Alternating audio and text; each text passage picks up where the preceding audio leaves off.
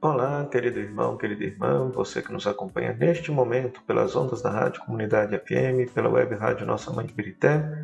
Sou Padre Frei Inácio José, pároco da paróquia de Nossa Senhora das Mercês, Arquidiocese de Belo Horizonte, mestre em Teologia Bíblica pela Faculdade Jesuíta de Filosofia e Teologia. Seja bem-vindo, seja bem-vinda ao nosso programa O Pão da Palavra, no qual nós meditamos a Palavra de Deus proclamada neste domingo. Nós estamos celebrando o segundo domingo do tempo comum. Nós temos como palavra de Deus Isaías capítulo 49, versículo 3, depois o versículo 5 e 6. Depois nós temos o início da carta de São Paulo aos Coríntios, capítulo 1, versículo 1 a 3. E depois João capítulo 1, versículo 29 a 34. Vamos meditar a palavra de Deus.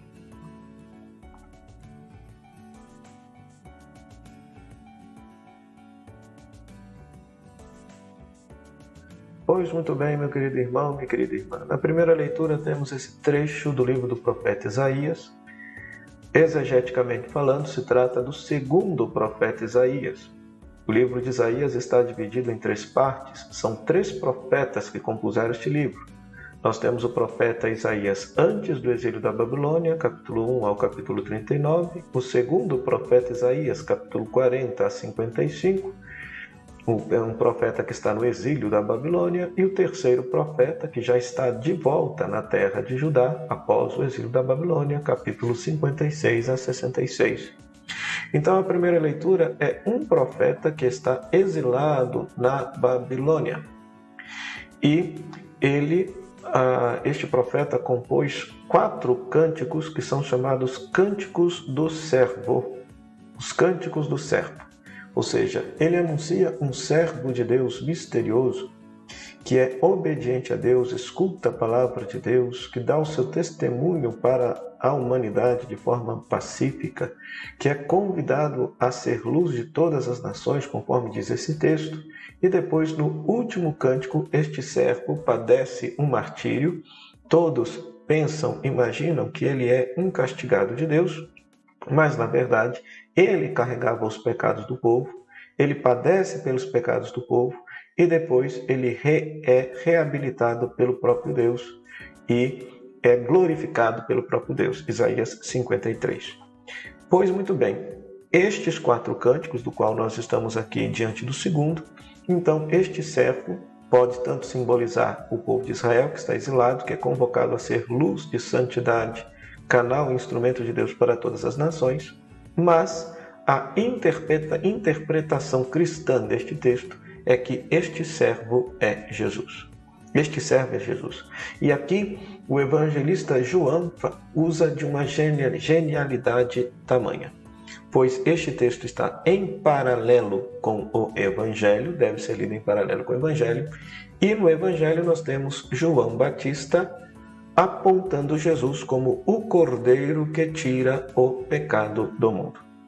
Então, muito interessante isso aqui.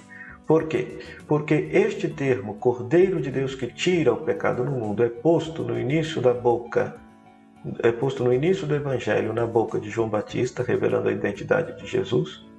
Depois, lá no final de Jesus morre justamente no momento em que os cordeiros pascais são imolados. Então, vale ressaltar que o cordeiro era um título de Jesus nos evangelhos. Então, é um título tanto no Evangelho de João, depois é um título no Apocalipse. Paulo, em uma de suas cartas, também diz que Jesus é a nossa Páscoa, é o nosso cordeiro pascal. Mas também, vejam só, os escritores, apesar de terem escrito o Evangelho em grego, que era a língua da época, provavelmente o seu pensamento era em hebraico ou aramaico. E em aramaico, a palavra aramaica para cordeiro também significa servo. Então, se nós lermos este texto tendo este pano de fundo aramaico do pensamento que está por trás, João Batista poderia apresentar Jesus tanto como o Cordeiro de Deus que tira o pecado do mundo, por isso que este Cordeiro será imolado no momento em que os Cordeiros da Páscoa são mortos no Templo de Jerusalém, bem como também poderia ter apresentado: eis o servo de Deus que tira o pecado do mundo, e daí o paralelo seria justamente com o servo sofredor de Isaías, do qual nós, na primeira leitura, escutamos o segundo cântico. Ou seja, é fascinante quando a gente compreende bem a palavra de Deus e percebe os movimentos literários que os autores sagrados fizeram para anunciar Jesus como Salvador de toda a humanidade. Então, se na primeira leitura temos um servo que é chamado a ser luz das nações, o Evangelho nos mostra quem é este servo. Este servo é Jesus. Pela sua vida, paixão, morte e ressurreição, ele haverá de libertar todas as nações, o mundo todo, da escravidão do pecado, oferecendo a sua própria vida como um cordeiro, uma vez que a palavra cordeiro em aramaico é a mesma palavra para se dizer servo. Então, ele oferta a sua vida a Deus para ser este cordeiro que perdoa o pecado da humanidade e faz com que a humanidade possa novamente viver em paz com Deus. Já na segunda leitura, nós temos a introdução da carta de São Paulo aos Coríntios, e o que chama a atenção aqui é o desejo da graça e paz da parte de Deus, nosso Pai, do Senhor Jesus Cristo, esta comunidade, aos que foram santificados em Cristo Jesus. Então é muito interessante que o apóstolo Paulo chama os cristãos de santos. Nós, na nossa tradição, na nossa piedade popular, imaginamos que santos são aqueles que são os canonizados pela igreja, aqueles que estão nos altares, mas não. Santos, Paulo chama todos os cristãos. Por quê? A palavra santo tem o mesmo significado de consagrado, né? A raiz desta palavra é kadosh, ou seja, o santo por excelência que é Deus. A kedushá, a santidade. Então nós, pelo batismo, a ideia de Paulo é que nós, pelo batismo, fomos consagrados a Deus, não pertencemos mais a nós mesmos.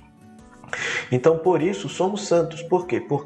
Não porque eu seja perfeito, não porque eu tenha somente virtudes e não tenha vícios na minha vida, porque eu seja somente luz e graça e não tenha pecado na minha vida. Não é nada disso. Mas eu sou santo porque eu não me pertenço mais. Eu pertenço a Deus, eu pertenço a Cristo, uma vez que eu fui batizado. No dia em que eu fui batizado, Deus me marcou, me botou um selo e disse: de hoje em diante tu és o meu filho amado. E aí eu devo responder a este apelo, responder a esta vocação, viver a minha santidade com a prática das virtudes, procurando por uma vida de oração, pela prática da caridade, configurar a minha vida de Cristo de tal maneira que eu seja cristificado, o santo por excelência, que eu chegue um dia à estatura de Jesus Cristo. Que um dia cada um de nós possamos proclamar como Paulo proclamou: já não sou eu quem vivo, é Cristo quem vive em mim. Então, neste dia, vamos dar graças a Deus. Dia do Senhor é dia de reunirmos enquanto comunidade, para darmos graças a Deus. E hoje, o que nós temos que dar graças a Deus? Temos que dar graças a Deus porque Jesus, nosso Senhor e nosso Salvador, Ele é o servo sofredor que carrega sobre si os pecados do mundo, perdoa os nossos pecados, nos reconcilia com Deus. Ele é o servo cordeiro.